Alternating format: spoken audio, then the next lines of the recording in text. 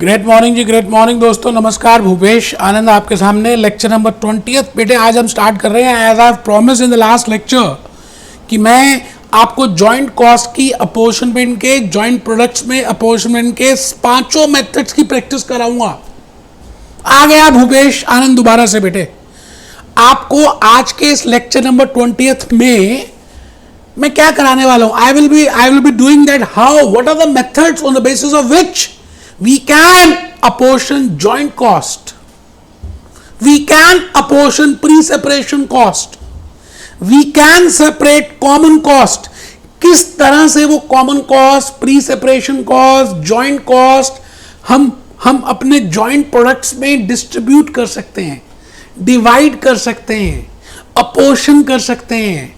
बेटे एक separate lecture मैं आपके सामने लेकर आ रहा हूं क्योंकि लास्ट लेक्चर थोड़ा सा लंबा हो गया था, प्रैक्टिकल में इसलिए अभी करा रहा हूं। आपने लेक्चर 19 और 20 को कॉम्बो में देखना है। आइए जल्दी से बेटे आज रजिस्टर ओपन कर लें। Lecture 20 quote of the day, actions actions actions. बातें नहीं, समय निकल गया। उठ भोर भई अब रैन कहां जो सोवत है। अब रात कहां यार जो तू सो रहा अभी तक। जो सोवत है सो खोवत है, जो जागत है सो पावत है। बेटे अब आपको एक्शंस करने हैं अपनी लाइफ में आगे बढ़ने के लिए। मैं भूपेश आनंद आपके सामने आज के इस लेक्चर का एजेंडा थोड़ा सा बता दूं। In the last lecture, I have told you what I mean by joint cost, what I mean by pre-separation cost, what is split off point, what is after split off point। मैंने वो सारी बातें आपको आराम से बताई थी, ठीक है जी। आज के इस लेक्चर के थ्रू मैं आपको क्या करने वाला हूं, उन्हीं जॉइंट कॉस्ट के पांचों मेथड्स की कुछ प्रैक्टिस कराऊंगा। तो बेटे there are 5 methods.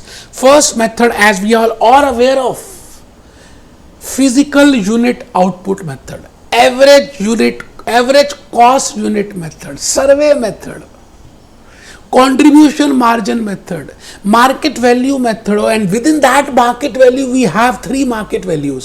One is at split off point, second is after further processing, third is net realizable value। कब कैसे यूज करेंगे भूपेश आनंद बताएगा। आप बस बेटे कैलकुलेटर बाहर निकाल लीजिए। इतना तो मैं आपसे जरूर कहूंगा कि आप कैलकुलेटर बाहर निकाल लें, इरादे बुलंद कर लें।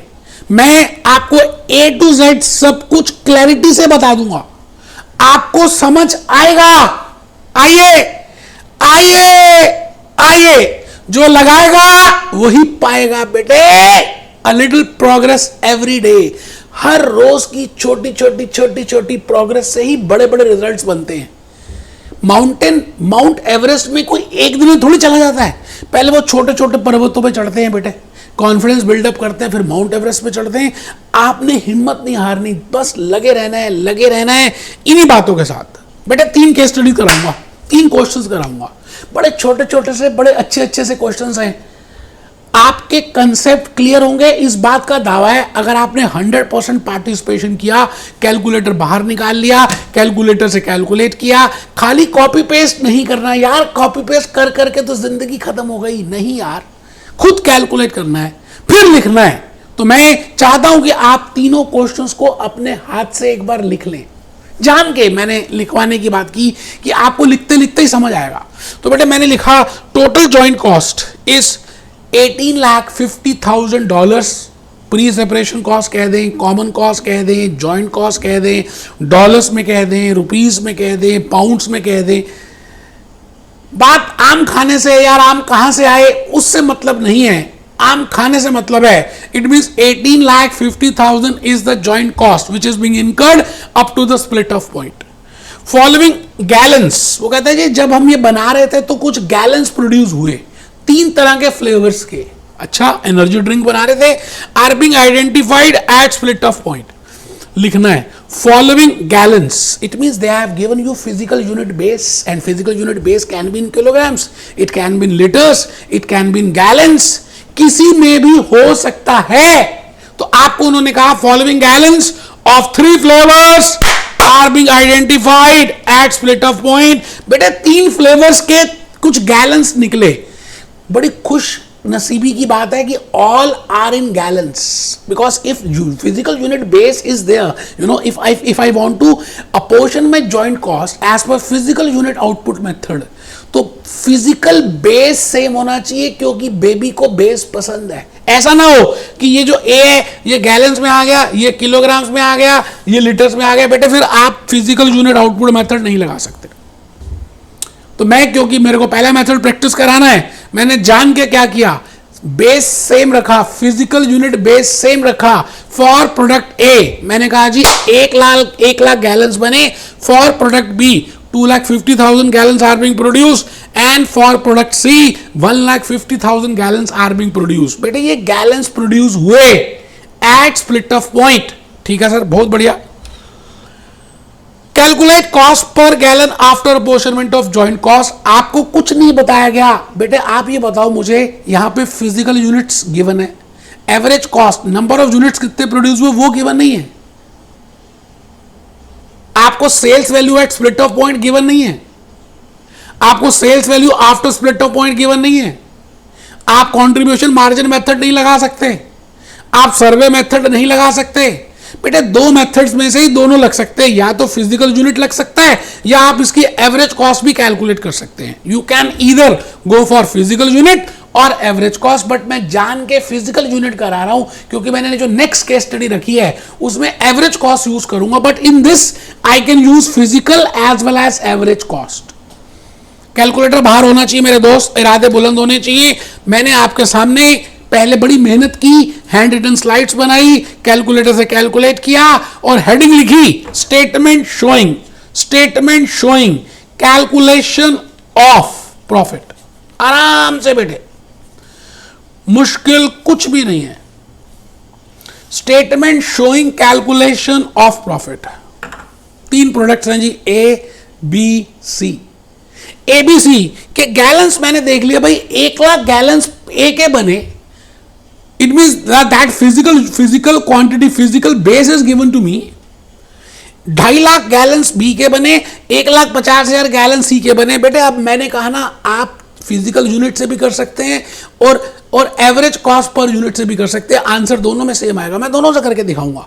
अगर मैं फिजिकल यूनिट से करूं तो बेटे मैं ये कह सकता हूं कि जो जॉइंट कॉस्ट थी $18,50,000 की, $18,50,000 की, $18,50,000 की जो जॉइंट कॉस्ट है, that can be distributed in $1 lakh, 1 lakh gallons बने, 2.5 लाख गैलन्स यहां पे बने, 1,50,000 गैलन्स यहां पे बने। तो आपके सामने क्वेश्चन है बेटे, 3rd क्लास के बच्चे कर लें इसको। तो 18,50,000 का कॉमन खर्चा आया और उस खर्चे की वजह से 1 लाख गैलन्स ए के बने, 2.5 लाख गैलन्स बी के बने और 1,50,000 gallons C के we have produced that, and then we, I have used the same point, and I have taken the base and let it be 20%, let it be 50%, let it be 30%. If I calculate like this also, this is 5 lakhs.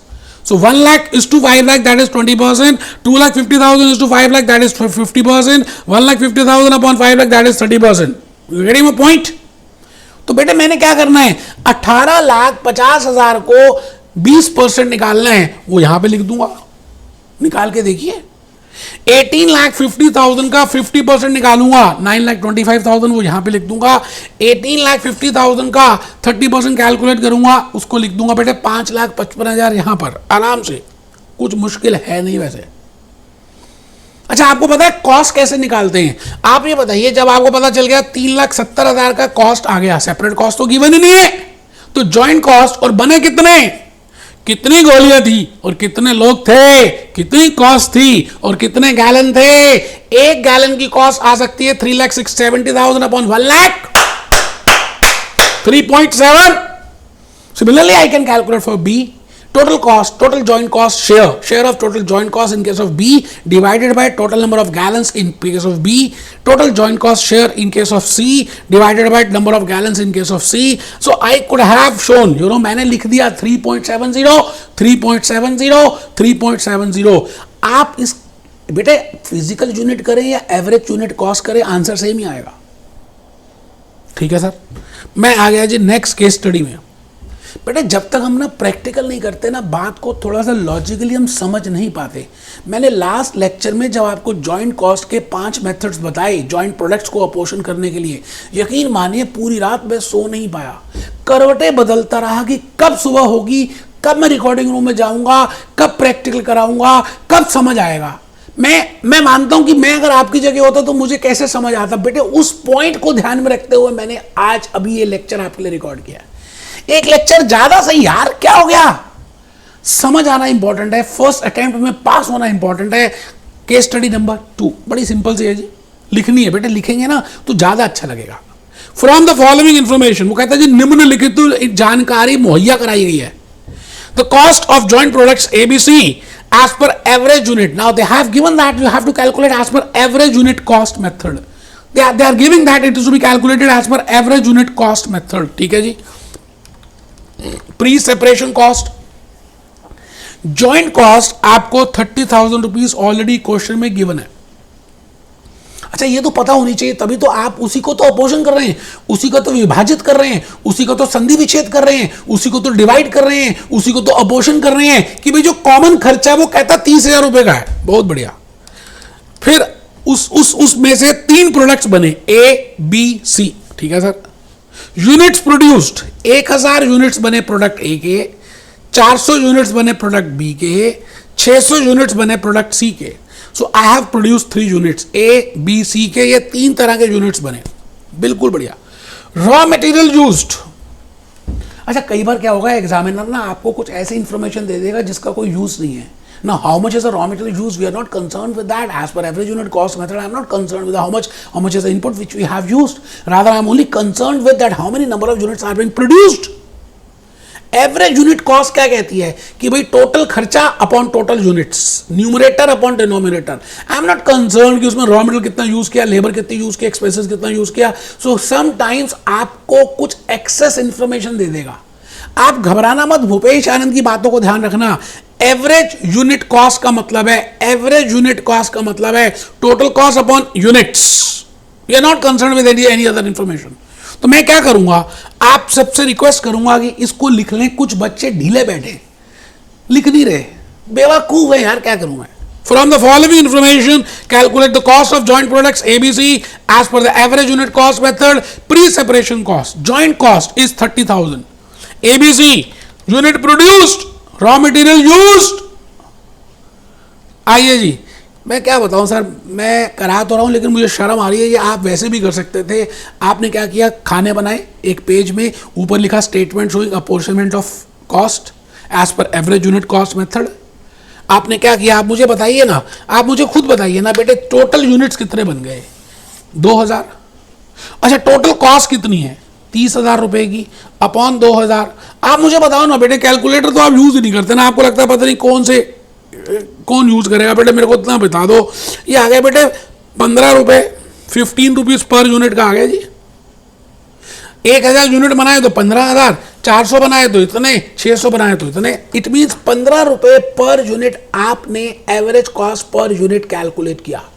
It means here in this case, I am apportioning my joint cost in joint products on the basis of average unit cost method. क्या लगता है, physical unit और average unit वैसे मोटा मोटी देखा जाए तो सेम है। अब एवरेज यूनिट में अगर आपका फिजिकल बेस सेम नहीं भी है तब भी आप एवरेज यूनिट कॉस्ट लगा सकते हैं, बट फिजिकल यूनिट बेस तभी लगेगा जब आपका कॉमन बेस सेम है। बेटे मैं नेक्स्ट जो केस स्टडी कराने जा रहा हूं ना, यकीन मानिए अगर आपने 2-3 मिनट ध्यान से मेरी बात को सुन लिया ना, तो ये जो मैं बात अभी बताने जा रहा हूं बड़ी प्रीशियस है। मैं लिख रहा हूं जी केस स्टडी नंबर 3, बिकॉज मैं इस केस स्टडी से आपको मार्केट वैल्यू मेथड के तीनों तरीके करा दूंगा। Market value at split off point, market value after further processing, और तीसरी थी नेट रिलायबल वैल्यू, आपके पेपर में बार बार आ रही है। अच्छा कब यूज करेंगे नेट रिलायबल वैल्यू, मैं आज बताऊंगा, लास्ट लेक्चर में नहीं बताया था। आप सभी से अनुरोध है, आप सभी से रिक्वेस्ट है, I am having humble request in front of you my dear friends, please write down this case study number 3। First नहीं लिखी कोई बात नहीं, 2 नहीं लिखी कोई बात नहीं, 3 नहीं लिखी तो बहुत बड़ी बात है यार, लिख लो, लिखो बेटे।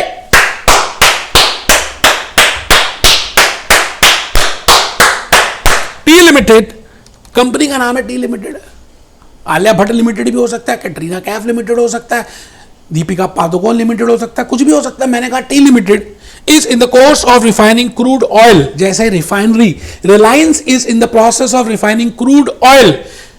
अच्छा, वो क्रूड ऑयल बना रहे हैं तो हमें पता है बेटा उससे डीजल निकलेगा, गैसोलीन निकलेगी, टार निकलेगा, कैरोसिन ऑयल निकलेगा, तो उनके 4 प्रोडक्ट्स निकल गए and they all are joint products because there is not a significant difference in the sale value of these products.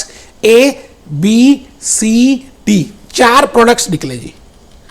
अच्छा, वो कह रहे हैं कॉमन कॉस्ट का जो खर्चा आया up to the split off point that is 97,600।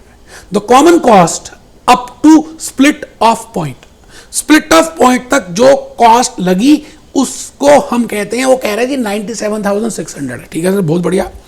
अच्छा, वो कहता है जी ए के 5 लाख गैलन आए, बी के 10,000 गैलन निकले, सी के 5,000 गैलन निकले, डी के 9,000 गैलन निकले, because all are in gallon, so I can also use physical unit output method for apportioning my 97,600 as a joint cost. But मैं यहां पर इस क्वेश्चन में आपको मार्केट वैल्यू मेथड बताऊंगा, और मार्केट वैल्यू को 3 तरह के मैंने आपको बताया था, market value at split off point, market value after further processing and net realisable value. आइए लेट्स बेटे लिख लेंगे तो ज्यादा अच्छा है। सेल्स, आपको सेल्स गिवन है 1,15,000, 10,000 रुपए, 4,000 रुपए, 30,000 रुपए, and I am given separate cost after further processing cost is 30,000 rupees, 6,000 rupees dash and 1,000। आराम से मैं भूपेश आनंद आज आपके सामने अपनी होश में आपके लेक्चर 20th के लास्ट केस स्टडी में हूं। With help of this case study I will be explaining you all the 3 methods and I want that you should write down T limited is in the course of refining this, total cost is this, output is this, sales is this, separate cost is this। मैं आपसे कहता हूं calculate the profit। अच्छा, एक बात और बता दूं, आपको ये गिवन है calculate the profit, लिख लीजिए। Next requirement in selling price, if selling price per gallon at split of point is this, आपको प्रॉफिट निकालना है मेरे दोस्त, और आपको selling price per unit at split off point भी गिवन है and sales value after further processing भी गिवन है। मैं इस क्वेश्चन में आपको तीनों मेथड्स की हेल्प से कराऊंगा that if sales value, if you are apportioning joint cost at sales value at split off point. अच्छा, मुझे एक बात बताना, जॉइंट कॉस्ट को हम या तो sales value at split off point से बाइफिकेट कर सकते हैं, या sales value after further processing से कर सकते हैं, और या नेट रिलायजेबल वैल्यू से कर सकते हैं। आप बताओ, तीनों चीजें अवेलेबल हो, आपके हिसाब से बेस्ट एस्टिमेट किसका होना चाहिए? बेटे, जो sales value at split off point है, it is only representative of joint cost, तो पहली प्रेफरेंस आपको देनी चाहिए market value of joint products at split off point. अगर वो अवेलेबल नहीं है या उसको निकाल नहीं सकते तो फिर कुछ आगे चलेंगे, मतलब sales value after further processing calculate कर लेंगे। अगर वो भी अवेलेबल नहीं है तो फिर हम नेट रिलायजेबल वैल्यू निकाल लेंगे। मैं कहना ये चाहता हूं कि आपको प्रेफरेंस 1 देनी चाहिए market value at split off point, but if it is not given to me due to so many reasons, I am not going in the reasons, क्या पता वो सेलेबल ही ना हो, क्या पता उस समय बिकता ही ना हो, क्या पता मार्केट में उसकी वैल्यू ही ना हो, तो फिर हम उस केस में market value at split off point use नहीं कर सकते। तो we have to either go for market value after split off point, after further processing, और net realisable value. Net realisable value एक जुगाड़ है बेटा। किस चीज का जुगाड़? Market value at split off point निकालने का जुगाड़। क्योंकि जब आपको market value at split off point सीधी सीधी नहीं दी, बेटे घी जब सीधी उंगली से नहीं निकलता तो उंगली को टेढ़ा करना पड़ता है। If sales value at market value at split off point is not given to me, तो मैं क्या करूंगा, उसी का प्रतिबिंब, उसी का जुगाड़, उसी का क्लोन नेट रिलायजेबल वैल्यू की हेल्प से निकालने की कोशिश करूंगा। और नेट रिलायजेबल वैल्यू में भी मेरा ऑब्जेक्टिव रहेगा, I want to find out the sales value at split off point. जुगाड़ है। अब एक्चुअल में फैक्ट में और फिक्शन में डिफरेंस होता है, अभी हम देखेंगे। आप बताओ, पहले क्वेश्चन लिख लिया क्या है? क्वेश्चन सब बच्चे लिख लो बेटे। आओ मैं भूपेश आनंद आज आपके सामने इस क्वेश्चन के पहले चित्र बनाते हैं। चित्र रूपा, चित्र के रूप जैसी। बेटे हम पहले वर्किंग नोट बनाएंगे, क्वेश्चन को समझ लेंगे, क्वेश्चन है क्या। मैंने कहा जी रिफाइनरी की बात हो रही है, ऑयल रिफाइनरी, डिगिंग हो रही है, ये डिगिंग हो रही है, ये डिगिंग हो रही है, ये जॉइंट कॉस्ट इनकर हुई। अच्छा जी, जॉइंट कॉस्ट कितनी इनकर हुई? जॉइंट कॉस्ट इनकर हुई 97,600 रुपीज की। जैसे जॉइंट कॉस्ट इनकर हुई, जहां पे झंडा फहराया है, 4 प्रोडक्ट्स निकल गए, ABCD, 4 तरह के प्रोडक्ट्स आपके सामने आ गए।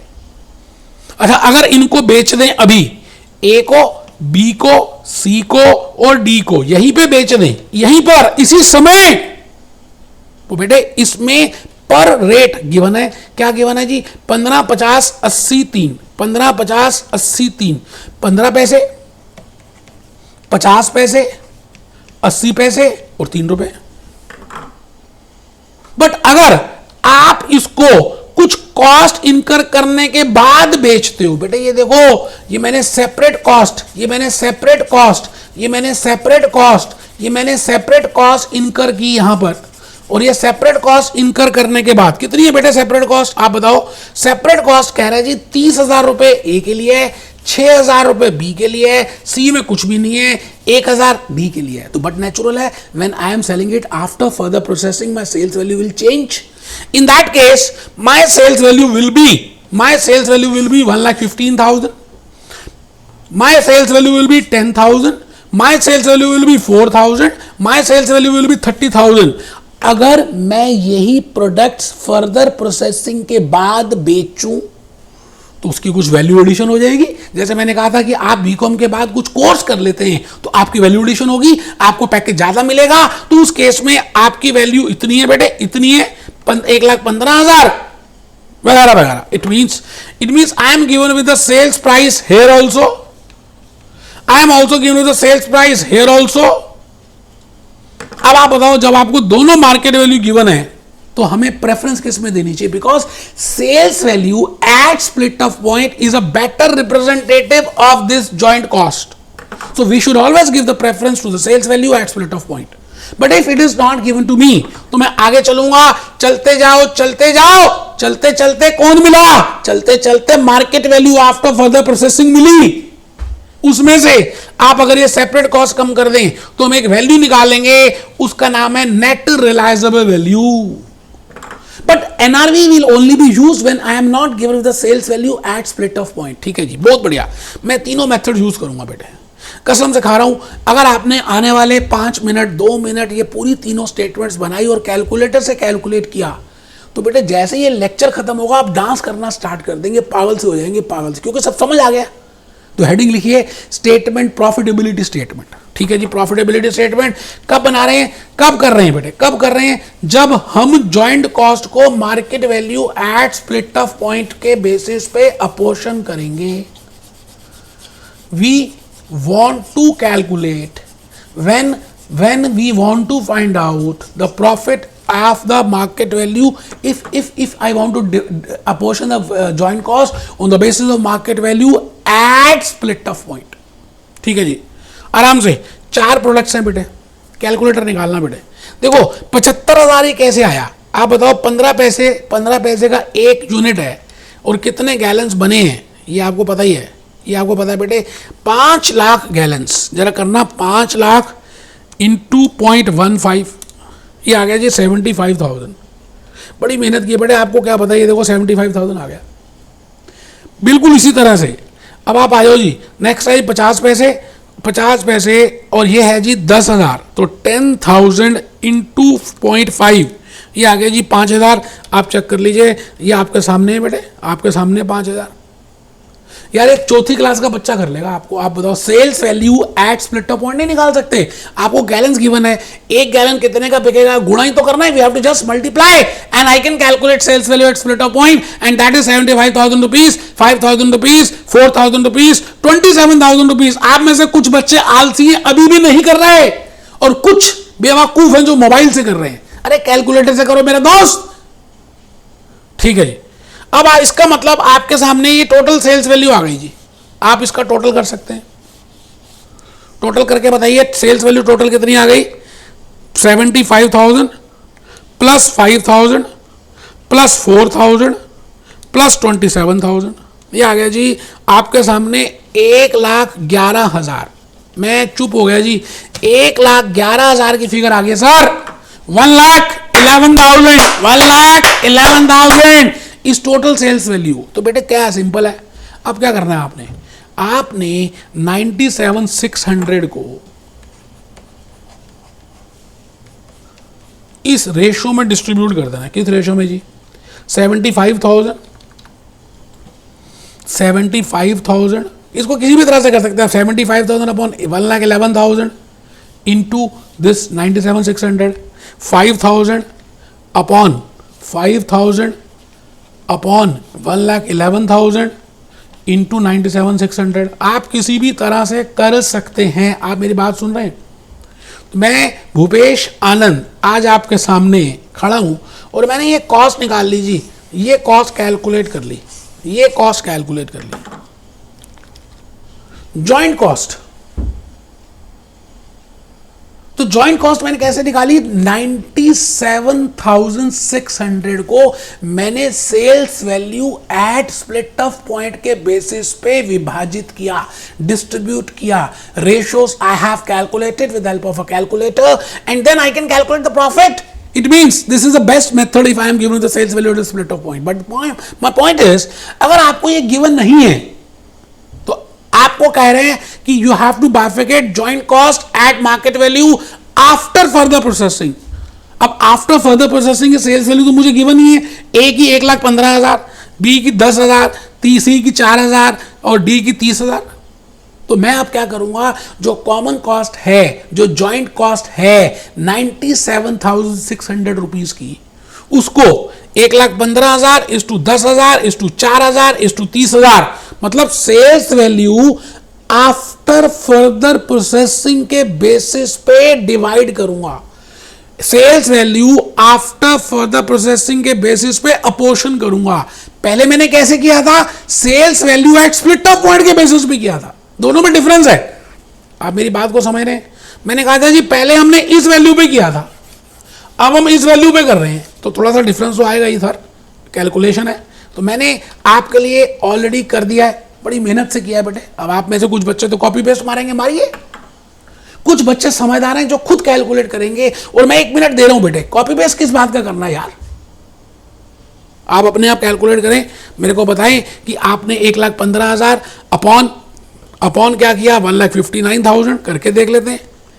1,15,000 divided by 1,59,000 into 97,600 because that is the common cost. 70,590 रुपए आ गए जी आपके सामने।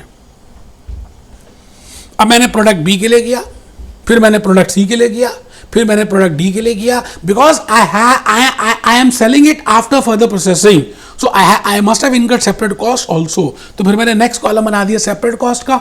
एक बच्चे को नींद आ रही थी, वो कहता पता नहीं कहां से आ गया सेपरेट कॉस्ट। बेटे ये तो गिवन है, it is also named as after further processing cost. अब आप ये बताइए, प्रॉफिट निकालने के लिए हम क्या करते हैं? सेल्स में से जितनी भी कॉस्ट है, जिस जिस पॉइंट पे है, उसको लेस कर दीजिए।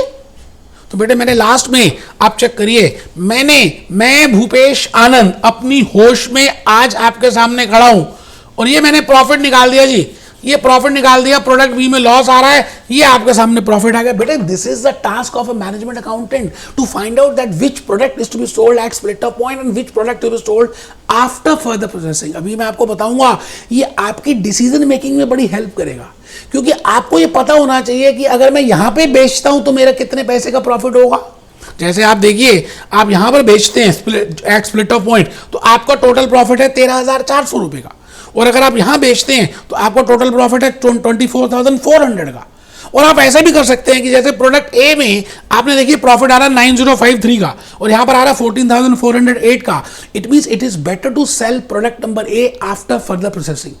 Similarly, if I see for product number B, I am earning a profit of 604 at split of point. But if I am selling it after further processing, I am incurring a loss of 2,138. So I can take a decision that it is better to sell product number B at split of point. तो मैं decisions ले सकता हूं, तभी तो मैंने कहा था joint cost को apportion करना important है। उसके 5 मेथड समझ लेना। मैं बेटे लास्ट मेथड में आ गया। ये इसको कहते हैं जुगाड़ मेथड। जुगाड़ कब यूज करेंगे? जब आपको sales value at split off point नहीं पता चल रही तो हम उसको निकालने की कोशिश करेंगे। And that value which is dummy, which is जुगाड़, that is named as net realisable value. ये किसको रिप्रेजेंट करती है? Sales value at split off point को। ठीक है जी। तो मैं क्या करूंगा, आपको मैं पहले पिक्टोरिकली समझा दूं। देखो जी, मैं बेटे यहां पर हूं, ध्यान से देखना मैं क्या बोल रहा हूं, ध्यान से देखना बेटे। मैं यहां पर हूं बेटे, ये मैं बेटे यहां खड़ा था। अब यहां की सेल्स वैल्यू मुझे पता नहीं है ABCD की, ठीक है, कोई बात नहीं। अब मैंने यहां पर सेपरेट कॉस्ट इनकर की और फिर यहां पर आ गया बेटे। यहां पर 4 तरह के पॉइंट्स हैं, ठीक है जी। अब मुझे यहां पे सेल्स वैल्यू पता है 1,15,000 है, अभी देखी थी हमने, और फिर 10,000 है, 4,000 है, ये 4,000 है, ये 30,000 है, और फिर हमने देखी थी 10, 4, 30, ठीक है जी। 10, 4, 30 है जी। लो बेटा, ये 10,000 है, ये 4,000 है, ये 30,000 है। This is the value which is I am given with that how much is the sales value after further processing that I am given with, and this will be after and I have to incur separate cost of 30, 6, 1, 30,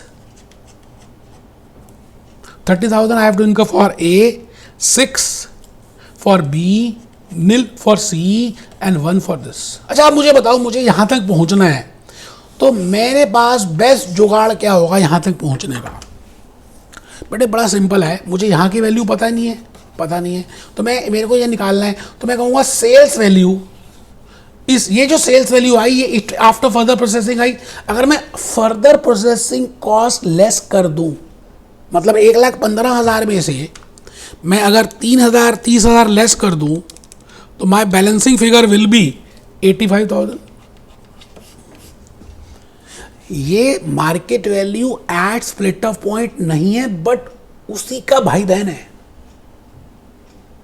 क्योंकि उसी को ये represent कर रहा है, क्योंकि मैंने further processing cost को लेस कर दिया। तो ये 85,000 is only representing market value at split off point. This is not a fact but it is approximately near to that only. ठीक है जी। आप देखिए ना, आप देखिए मैंने जो निकाली थी वैल्यू, ये देखिए सेल्स वैल्यू 75,000 आई थी ना, ये तो एक्यूरेट थी। जब मुझे 15 पैसे पर गैलन का रेट पता है, मान लेते हैं आपको 15 पैसे पर गैलन का रेट पता ही नहीं है, तो इसका मतलब आप ये कैलकुलेट ही नहीं कर सकते। तो फिर हम जुगाड़ लगाएंगे, बिकॉज बेस्ट मेथड तो नेट रियलाइज्ड वैल्यू है। तो मैं 85,000 ये निकाल लूंगा, ये बेटे 4,000 निकाल लूंगा, और इसके बाद यहाँ पर बेटे ये 10 में से 4, फिर ये 4,000 आ जाएगी, है जी, और ये आ जाएगा बेटे 30 में से 29,000। It means these values are net realised values. मुश्किल कुछ भी नहीं है यार, आपके मन का वहम है कि मुश्किल है, कुछ नहीं है। तो बेटे मैं आपके सामने अब आ रहा हूं नेट रियलाइजेबल वैल्यू। मैंने आपको लॉजिक्स तक बता दिए कि why we want to calculate net realisable value and how we calculate. तो sales value after further processing मैंने मेरे को ऑलरेडी गिवन है। सेपरेट कॉस्ट का मैंने कॉलम प्रिपेयर कर लिया जिसको हम फर्दर प्रोसेसिंग कॉस्ट भी कहते हैं। Let it be A, let it be B, let it be A minus B. And why we are doing A minus B? Because I want to find out the representative of sales value at split off point, इसीलिए तो less कर रहा हूं। तो बेटे ये 85,000 ये आ गया, ये 4 आ गया, ये 4 आ गया, ये 29 आ गया। अच्छा मुझे बताओ, आपने कॉफी ने, आपने चाय पीते हो, अब चाय नहीं मिली तो यार कॉफी भी तो कुछ मिलती जुलती है यार, तो कॉफी से जो गुजारा कर लो। तो मैं यहां पर नेट रियलाइज्ड वैल्यू निकाला मैंने। अब मुझे 97,600 डिस्ट्रीब्यूट करना है बेटे। तो मैं क्या करूंगा, 97,600 मैं इस रेशियो में डिस्ट्रीब्यूट करने वाला हूं। 85,000 is to 4,000 is to 4,000 is to 29,000। बच्चे को एक नींद आ रही थी, वो कहता पता नहीं क्या कर रहा है ये। 97,600 is a common cost which was already given to me. Now I will bifurcate this 97,600 on the basis of net realizable value, and I have already calculated net realizable value, and I will be dividing it in the ratio, and this will be the net result. This is the joint cost portion। ये आ गया बेटे आपके सामने, ये आपके सामने calculator है बेटे। अब आप मत करो तो बात अलग है ना, आप तो खुद करते ही नहीं। आप तो लगता है आपको बारात में आए हो, आराम से बैठे हो आप हैं बेटे, आप बाराती नहीं हो। लड़की वालों काम करो, करके दिखाओ जरा जॉइंट कॉस्ट। तो मेरे पास फिर प्रॉफिट आ गया, अच्छा, प्रॉफिट कैसे निकालेंगे, ये बात भी बड़ी चिंताजनक है। सेल्स में से जॉइंट कॉस्ट लेस करेंगे, सेपरेट कॉस्ट लेस करेंगे तो प्रॉफिट आ जाएगा। एक बच्चा कह रहा है सर तीनों में प्रॉफिट अलग अलग है। बेटे हाँ, बिकॉज तीनों में तो अलग अलग पॉइंट्स पे हमने जॉइंट कॉस्ट को अलग अलग बेसिस पर पोर्शन किया। यही तो डिसीजन मेकिंग लेना है that as a management accountant we should sell at split off point और whether we should sell at after further processing. मतलब क्या करें क्या ना करें, this is the main task of a management accountant, of a cost accountant. मुझे लगता है कि आपको मैं काफी हद तक बताने में कामयाब रहा। तो बेटे मैंने अभी तक जॉइंट प्रोडक्ट्स की अकाउंटिंग बता दी है। लेक्चर नंबर 21 में मैं अभी बाय प्रोडक्ट्स के ऊपर आऊंगा, बाय प्रोडक्ट्स की अकाउंटिंग बताऊंगा, फिर उसके क्वेश्चंस करूंगा। मत रोकना मुझे दुनिया वालों, मुझे चलने देना, मुझे रोकना मत। मेरे को चलना है, आगे जाना है, बहुत आगे है जाना, वही है, उसी मंजिल को है पाना। Be happy, B jolly, B cheerful.